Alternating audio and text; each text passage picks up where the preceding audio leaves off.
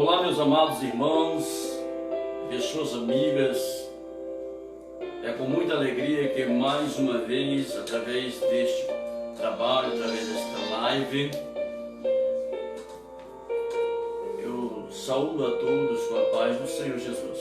Você que está em casa, você que neste momento nos assiste, seja da sua residência, seja do seu local de trabalho, aonde você se encontrar neste momento. A minha saudação, mais uma vez, eu reforço, é na paz do nosso Senhor Jesus Cristo. Quero, diante da oportunidade, expressar a minha alegria em servir ao meu Deus, por tudo quanto Ele é, por tudo quanto Ele tem feito, e dizer a você nesta noite, meu prezado irmão que nos assiste, que nesta noite Deus tem uma palavra para a nossa vida. Deus tem uma palavra para a sua vida. E aproveitando o ensejo, eu quero emitir de maneira especial aos nossos irmãos também que nos estão nos assistindo, o irmão Wendel, e o irmão Augusto, os quais nós conhecemos como Dueto WA, ali em São José do Ribamar. Que Deus abençoe grandemente o vosso ministério, a vossa vida, e certamente grande é a obra de Deus na sua vida, através deste ministério. Continue firme, continue de cabeça levantada, porque o nosso Deus tem cuidado de vós. Queridos, quero neste momento fazer uma leitura de um texto sagrado, encontrado no livro de Atos dos Apóstolos, capítulo de número 11, um texto um pouco extenso, a partir do versículo 19. Portanto, você que tem a sua Bíblia em casa, já está marcado para este momento, nos acompanhe nesta leitura, nos acompanhe você na sua casa, tá bom? Atos capítulo 11, versículo de número 19 em diante.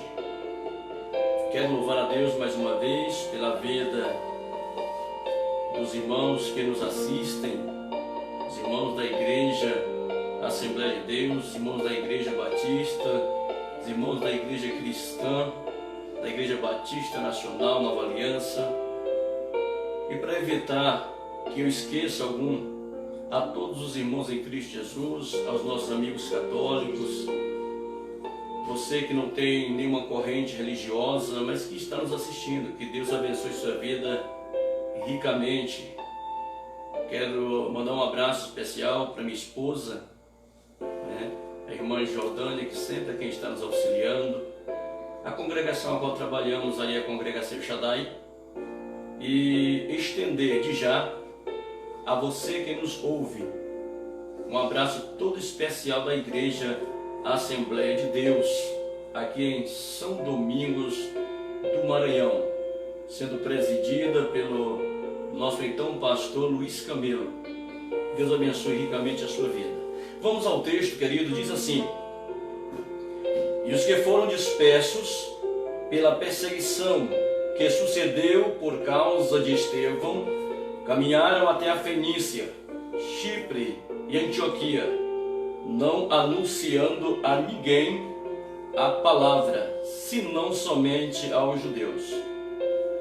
Havia entre eles alguns varões de Chipre e de Cirene, os quais, entrando em Antioquia, falaram aos gregos, anunciando o Senhor Jesus. E a mão do Senhor era com eles, e grande número creu e se converteu ao Senhor. E chegou a fama destas coisas aos ouvidos da igreja que estava em Jerusalém, e enviaram Barnabé até Antioquia, o qual, quando chegou e viu a graça de Deus, se alegrou e exortou a todos a que com firmeza de coração permanecessem no Senhor, porque era homem de bem, cheio do Espírito Santo e de fé, e muita gente se uniu ao Senhor. E partiu Barnabé para Tarso a buscar Saulo, e achando-o, o conduziu para Antioquia. E sucedeu que todo um ano se reuniram naquela igreja e ensinaram muita gente. Em Antioquia foram discípulos pela primeira vez chamados cristãos. Glória a Deus. Você que pode orar conosco neste momento, eleve em pensamento, eleve através do Espírito, eleve-se ao Senhor, tá? E vamos fazer uma oração em nome de Jesus. Querido e eterno Deus, glorificado seja teu nome, Senhor, na eternidade, glorificado seja o teu nome nesta terra. Senhor, nós queremos, ó Deus, nesta noite, meu Senhor, sermos gratos a Ti, Senhor. Ó Deus, pela alegria da salvação que nos concede, somos gratos ao Senhor, meu Deus, por mais uma vez podermos estar, Senhor, por meio deste meio de comunicação, Jesus, levando as boas novas, levando, meu Deus, a Sua palavra. Ó Deus, a nossa oração e o nosso rogo nesta noite é como dantes, meu Deus, o Senhor venha nesta noite, ó Deus, falar ao coração do ouvinte, falar ao nosso coração, que nesta noite, ó Deus, seja uma noite de edificação espiritual, seja uma noite, meu Senhor amado, em que o Senhor, ó Deus, fale conosco, conforme, ó Deus, a nossa necessidade, e segundo, ó Deus, a Tua vontade. Deus de amor, te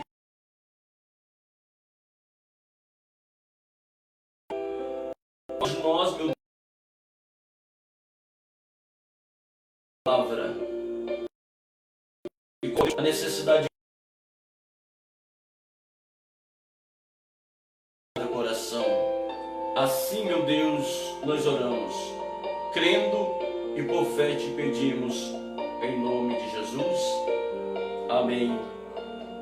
Glória a Deus. Queridos irmãos, diletos amigos, nós temos lido nesta noite um texto ou uma porção da palavra do Senhor, aonde nós encontramos uma narrativa que na verdade é uma narrativa em continuidade a Atos capítulo 8, versículo 4. Lucas nos informa que tinha ocorrido a grande perseguição aos cristãos em decorrência da pregação realizada por Estevão. E o que ele nos informa é que devido a esta perseguição houve um dispersar de muitos cristãos. A perseguição fez com que muitos buscassem ou corressem por suas vidas, buscassem socorro, escapassem por suas vidas. Diante disto, nós encontramos o Evangelho entrando em Samaria. Nós encontramos Filipe, o evangelista, ministrando a palavra do Senhor em outros lugares. Mas Lucas também nos informa que por causa dessa perseguição que sucedeu, ou por causa de Estevão, a Bíblia nos informa que muitos chegaram à Fenícia, caminharam até a Fenícia, Chipre, e consequentemente chegaram também a Antioquia. E sendo que chegaram sem anunciar o Evangelho a nenhuma outra etnia, senão aos judeus. Todavia, Lucas também nos deixa informado que havia alguns varões vindo de Chipre, vindo de Cirene, os quais entraram em Antioquia e lá começaram a pregar o Evangelho, anunciando a Jesus, não só aos judeus, mas também aos gregos. De maneira que o Evangelho era ali pregado, de maneira que as boas novas eram ali transmitidas, uma vez que o Evangelho não poderia ficar voltado unicamente aos judeus. E o texto vai nos informar que a mão do Senhor era com eles. Observe que o texto sagrado, ele não cita o nome de quem eram estes homens. Ele não nos informa quais eram os nomes daqueles que pregavam o Evangelho. Mas todavia a Bíblia nos diz que a mão do Senhor era com eles, de maneira que grande número se converteu ao Senhor. Queridos irmãos, nós aprendemos N lições com este texto aqui. E uma delas que nós observamos é que Deus não está preocupado, Deus não está buscando alguém que tenha um nome, Deus não está buscando alguém que esteja nos holofotes, Deus não está procurando alguém para usar ou para levar o Evangelho que seja alguém de suma importância na sociedade. O que o Senhor procura de fato são homens, são mulheres que estejam desejosos de querer ser um mecanismo, ser usado nas mãos do Senhor. A palavra do Deus vivo nos informa, queridos, que quando Jerusalém soube do que estava acontecendo em Antioquia, rapidamente procuraram então a enviar alguém para que visse se o negócio era de Deus, para ver se de fato o que estava acontecendo era algo que evidenciava de verdade que Deus era algo da parte dele. Diante disto, eu gostaria de trazer nesta noite a meditação para a sua vida acerca simplesmente de um pequeno tema: a pessoa certa para fazer a obra. A Bíblia nos informa que a igreja em Jerusalém era uma igreja que estava pregando o Evangelho, voltada simplesmente ou quase na sua totalidade para os judeus. Quando acontece então a perseguição, sem falar das seitas judaicas, que também estava de forma extremista a perseguir a igreja mãe de Jerusalém, ela ficou parada. Deu-se um momento de pausa. Com isso então, acontece algo inesperado. Acontece o levantar de uma igreja. Deus agora levanta como um centro missiológico uma igreja na cidade de Antioquia. E diga-se de passagem, queridos, que Antioquia, apesar de ser uma das três cidades mais importantes do Império Romano, ficando atrás apenas de Alexandria e de Roma, pelo que nos informa a historicidade da cidade, era uma cidade de má fama, era uma cidade corrupta, não muito diferente de uma cidade conhecida como Corinto. Mas aprove ao Senhor, através da pregação do Evangelho, levantar naquele lugar uma igreja fervorosa, uma igreja viva, e essas notícias chegaram até Jerusalém. Diante disso, o Conselho de Jerusalém, formado pelos apóstolos, por Pedro, era necessário que alguém agora fosse a Antioquia para constatar se de fato era algo da parte de Deus. Pedro já tinha ido a um outro lugar, já tinha constatado em Samaria. Já havia uma família de gentios que tinha recebido a Jesus como Salvador, a família de Cornélio. E agora, de repente, acontece, eclode agora este grande avivamento, este grande mover do Espírito Santo. Logo os discípulos, apóstolos se reúnem e enviam, há uma necessidade de enviar um homem de Deus para que ali constate. Esse homem não poderia ser qualquer homem. Esta pessoa, esse enviado, não poderia ser simplesmente alguém que fazia parte de uma igreja. Deveria ser a pessoa certa para fazer aquela obra. Seria Pedro? Seria João? Seria o evangelista Filipe? Não. Seria um homem, o qual pela segunda vez entra na história. Um homem que tinha sido citado no capítulo 5 como um homem de coração generoso, um homem que tinha vendido suas posses, um homem que tinha vendido terra, propriedade. O seu nome, José, mas foi denominado pelos judeus de Barnabé, conhecido como, segundo o seu nome, o filho da consolação, ou filho da exortação.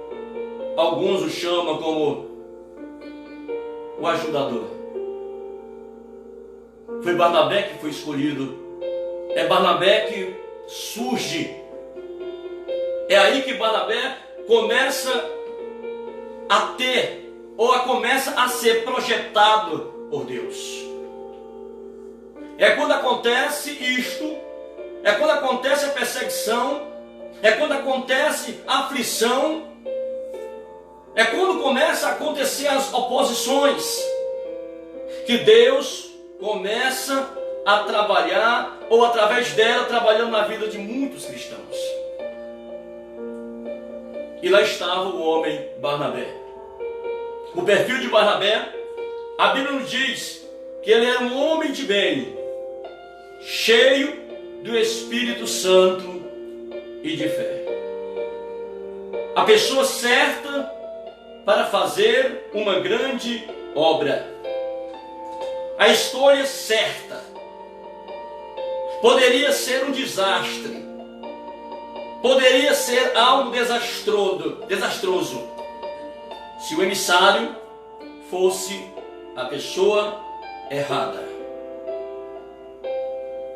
Se nós fôssemos nessa noite citar ou catalogar as qualidades desse homem de Deus, nós passaríamos horas.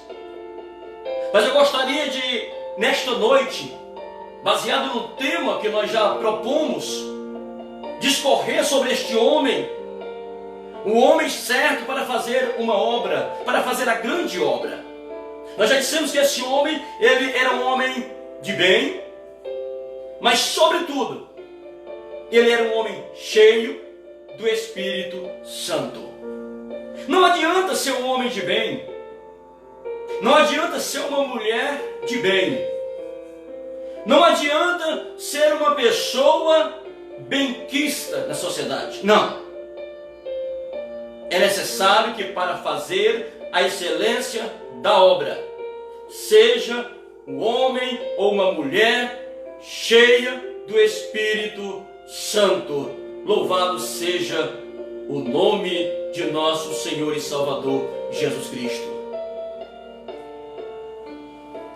Algumas vezes, 29 vezes para ser mais exato, esse homem aparece no Novo Testamento ou no livro de Atos, nas quais 5 vezes ele vai aparecer nas epístolas paulinas. A primeira característica de uma pessoa, de alguém que serve para fazer a obra do Senhor, que serve para fazer uma missão, ele precisa ser cheio do Espírito Santo. E quando eu digo ser cheio do Espírito Santo, eu quero fazer aqui um diferencial. Ser cheio é diferente de estar cheio. Alguém, inclusive no Antigo Testamento, nós podemos observar pessoas, queridos, que por momentos, por circunstâncias, eles foram cheios, foram capacitados, por momentos, por situações, por missões. Mas o que se fala do homem de Deus chamado Barnabé, não é que ele estava cheio, mas sim que ele era cheio. Se trata de um estilo de vivência. Trata-se de alguém que convive diuturnamente com o Espírito Santo. Alguém que depende do Espírito Santo de Deus. Eu não estou falando de alguém que sai do extremo para o outro, de fanatismo. Não. Eu estou falando sim de algo racional, mas eu estou falando de algo, de um equilíbrio, aonde eu e você precisamos e devemos ser cheio do Espírito Santo. Viver na direção do Espírito Santo. Ouvi-lo, o Espírito Santo. Porque o Espírito Santo, diferente de muitos que imaginam, que se diz ser uma força, que se diz ser apenas um vento, o Espírito Santo é uma pessoa. Ainda que Espírito, mas é uma pessoa. Sente, como uma pessoa sofre, como uma pessoa alegra-se, como uma pessoa, ele recomenda, ele instrui, ele ensina. E deixa eu dizer uma coisa para você nessa noite. Você sabia que o Espírito Santo de Deus, ele sente ciúme da sua vida? O Espírito Santo de Deus, querido, ele tem prazer em ter comunhão com você. O Espírito Santo de Deus, ele se alegra quando nós abrimos a nossa mente, o nosso ser, para vivermos no domínio do Espírito Santo. Uma outra qualidade deste homem, era um homem que era cheio de fé. Era um homem que não era movido por emoções, não. Era um homem em que não vivia baseado nas circunstâncias. Barnabé era um homem que vivia baseado naquilo que os olhos não viam, mas tinha certeza que o Deus ao qual chamara se responsabilizava pelo dia a dia da sua vida. Uma das coisas que nós observamos nas lições da vida de Barnabé é que Barnabé tinha algo que hoje nós precisamos muito. Talvez muita gente olhe para a vida de Barnabé e diga: Barnabé foi apenas um missionário, apenas um pregador. Foi simplesmente alguém que ajudou Paulo. E não é bem assim que as páginas da Bíblia descrevem Barnabé. Barnabé, além de tudo, era um ajudador, era companheiro, era um homem que vivia cheio do Espírito Santo, pela fé, e entendia a linguagem do Espírito de Deus. Eu me lembro que Barnabé é o cidadão que, quando Saulo encontra-se com Jesus, Paulo procurou de todas as formas se achegar à igreja mãe. Procurou todas as maneiras de se agregar aos apóstolos. Mas o texto sagrado nos diz que as pessoas tinham temor. Até mesmo os discípulos não confiavam. De maneira que o apóstolo Paulo ficava sempre de fora. Até porque não era fácil acreditar que o perseguidor se tornara agora um cristão. É Barnabé que, quando vê Paulo por fora, desacreditado, é ele que chega diante de Paulo e o apresenta diretamente ao colégio apostólico. É ele quem se responsabiliza, é ele que dá um voto de confiança.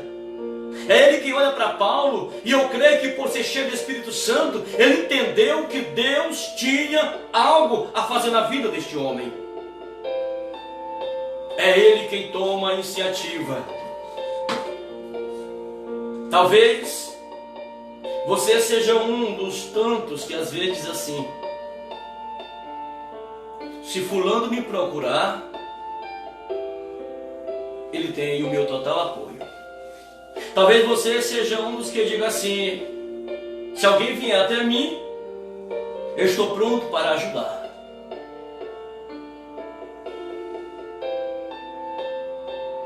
Deus olhou para Barnabé. Barnabé foi chamado. Barnabé não esperou Paulo ir até ele. Barnabé não esperou para ver qual seria o ponto de partida de Paulo. Não. Ele foi até Paulo. Ele leva Paulo diante dos apóstolos. Ele envolve Paulo no colégio apostólico. Eu fico imaginando como seria a vida de Paulo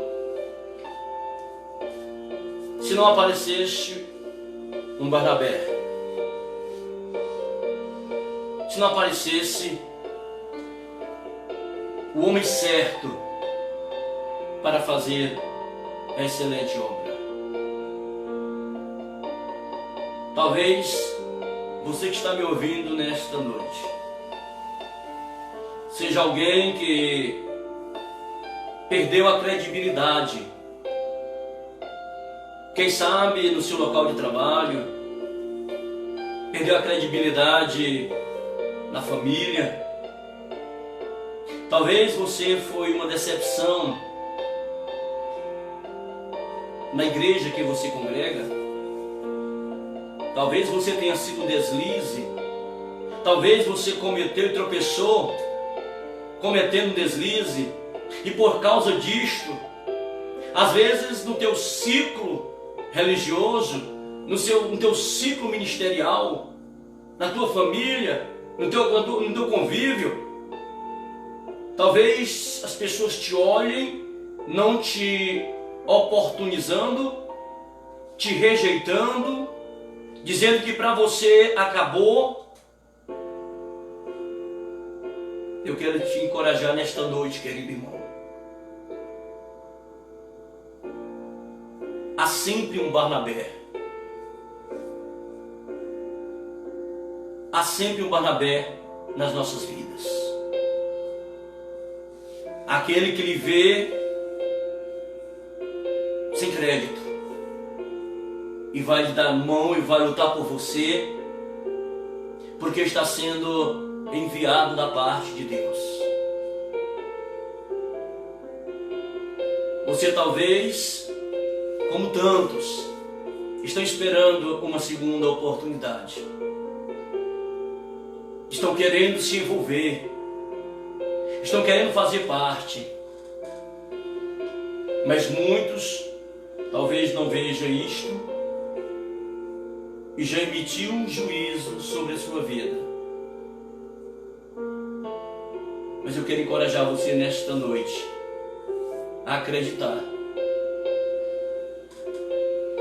que há um Barnabé que Deus está enviando na sua vida. Há uma mulher com sentimento, com o caráter de Barnabé, que está indo até você, minha irmã, que vai te ajudar, porque está indo sob uma missão, sob uma ordenança de Deus. Barnabé talvez não tenha sido um dos grandes ou maiores pregadores. Talvez Barnabé você até o veja não como protagonista. Mas eu quero dizer para você, querido, nessa noite, a obra que Barnabé foi enviado para fazer, eu acredito que ele fez. Eu me lembro de um momento de discussão entre Paulo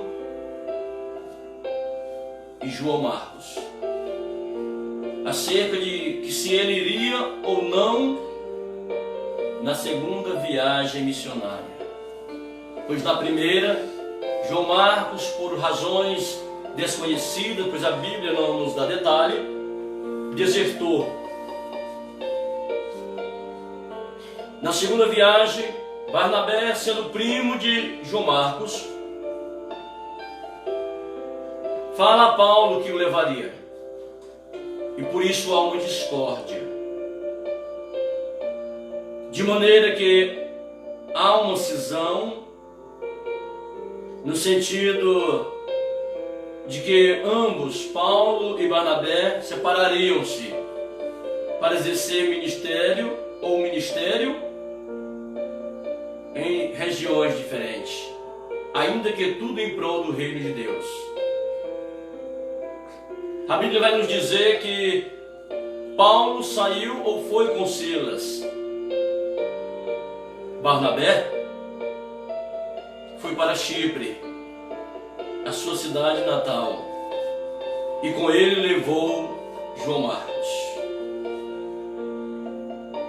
Talvez na visão de Paulo, João Marcos era um risco para a missão. Talvez na visão de Paulo olhando para João Marcos, poderia imaginar que ele novamente retrocederia. O certo é que Barnabé arriscou em levar o seu primo com ele. Talvez você possa estar dizendo nessa noite, a partir do capítulo 13 de Atos, ninguém praticamente ouve mais falar de Barnabé. É verdade. Mas não é porque Barnabé deixou de ser assíduo na obra de Deus. Não é porque Barnabé simplesmente deixou a obra de Deus. Não aconteceu isso. A questão é porque o foco do escritor, Lucas, se deteve agora ao ministério de Paulo. E se você observar, certamente o fato de Barnabé conceder uma segunda oportunidade ao seu sobrinho, certamente o ajudou. E hoje nós temos o segundo livro do Evangelho, Marcos. E nós encontramos mais na frente a segunda carta do apóstolo Paulo, escrevendo a Timóteo, estando ele aprisionado, ele instruindo a Timóteo que quando fosse ter com ele, levasse a João Marcos, porque esse lhe seria útil no ministério. Prova esta que, mais uma vez, o homem Barnabé, chamado por Deus para a missão de evangelização, a missão de estar à frente da igreja de Antioquia por um ano, a missão de estar ajudando pessoas que estavam completamente arrasadas, sem nenhuma esperança, a missão de dar força, de incentivar, de ajudar aqueles que estão sendo esquecidos. Querido irmão, querido obreiro que me ouve nesta noite, Barnabé, como homem de Deus, que tinha consciência do seu chamado, cheio do Espírito Santo, pronto para ajudar, E ele costumava olhar para as pessoas e acreditar que havia algo de bom nessas pessoas. Ele acreditava. Era um homem que insistia em acreditar. Ele insistia em acreditar no melhor dos outros. Quantas vezes nós estamos em situações e circunstâncias que nós esquecemos de olhar ou deixamos de acreditar no melhor de alguém, alguém que um dia deslizou, alguém que um dia se afastou dos caminhos do Senhor. Quantas vezes deixamos de acreditar que essa pessoa possa ser útil ainda no ministério do Senhor? Quantas vezes nós tomamos esta posição? Que aprendamos nessa noite com Barnabé, que em meio a tudo que estava acontecendo na vida de Paulo, ele teve coragem, ele arriscou-se de pegar Paulo, se responsabilizou e o levou ao colégio apostólico. Foi esse que teve coragem de, após saber o que estava acontecendo em Antioquia e sendo enviado pela igreja de Jerusalém, e lá presenciando tudo quanto Deus estava fazendo pela sua infinita graça, mais uma vez ele lembra-se de Paulo, e o texto diz-nos no versículo de número 25: e partiu Barnabé para Tarso a buscar Saulo, a envolver Saulo, trazer Saulo. Não é porque Saulo estivesse parado, não. Porque em Gálatas 1:21 em diante, diz que lá ele era conhecido e certamente era por pregar a palavra de Deus. Paulo não estava em evidência. Talvez os holofotes não estavam sobre ele, ainda que ele era conhecido agora pelos da Judeia. Mas Barnabé se lembra de Saulo e vai em busca do homem ao qual sabe que pode ser útil na obra do Senhor. Deus está falando com pessoas nessa noite. Você que está desanimado, que está dizendo o seguinte: eu quero muito me envolver na obra, mas o meu pastor não me dá mais nenhuma oportunidade para me envolver nela. O meu dirigente, ele está esquecendo de mim por causa de alguma fraqueza minha.